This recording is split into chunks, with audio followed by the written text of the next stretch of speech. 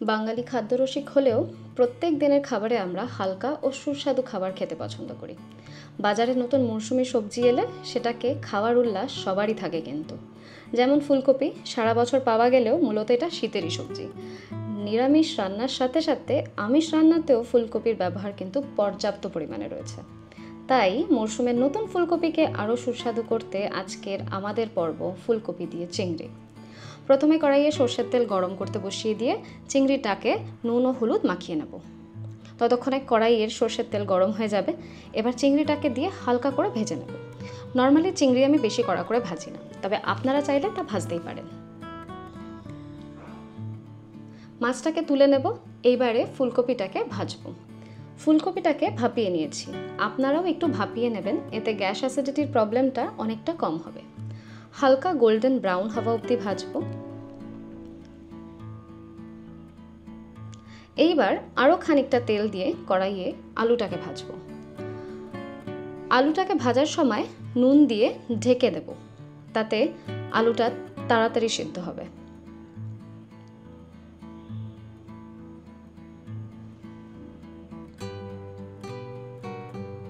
মোটামুটি আলু সিদ্ধ হলে তুলে নেব। এইবারে একটা গোটা পেঁয়াজ ঝিরিঝিরি করে কেটে তেলে দিয়ে দেব। পেঁয়াজটা বাদামি হয়ে এলে তাতে পেঁয়াজ, অল্প আদা, 2 থেকে 3টে রসুন বাটা দিয়ে দেব। মশলাটাকে ভালো করে মিশিয়ে নিয়ে তাতে একটা টমেটো বাটা দেব। মশলাটাকে ভালো করে রান্না করব। তারপর তাতে হলুদ গুঁড়ো, 1 টিস্পুন ধনে গুঁড়ো, 1 টিস্পুন লঙ্কার গুঁড়ো দিয়ে হালকা জল দিয়ে মশলাটাকে ভালো করে মিশিয়ে নেব। বারে বারে জলের ছিটে দিয়ে মশলার কাঁচা গন্ধ না যাওয়া অবধি রান্না করব।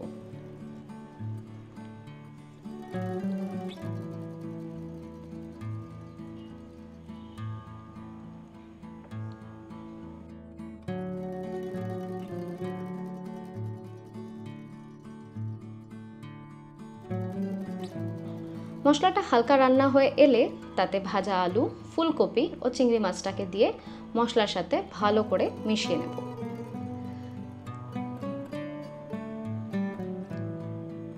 মশলাটাকে ফুলকপির সাথে মেশাতে অসুবিধে হলে তাতে অল্প একটু জলের ছিটে দিয়ে সেটাকে ভালো করে মিশিয়ে নেব।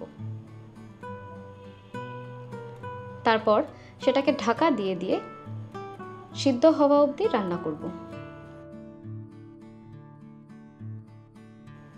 স্বাদ মতো নুন ও চিনি দিয়ে তরকারিটাকে রান্না করব।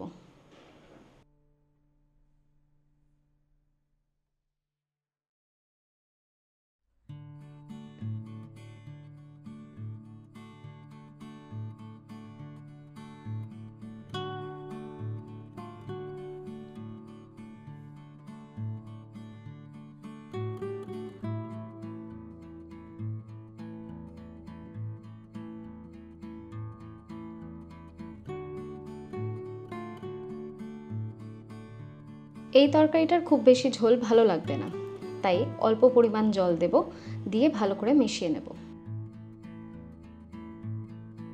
এইবার গরম মশলা ও ঘি দিয়ে নেড়ে চেড়ে নামিয়ে নেব।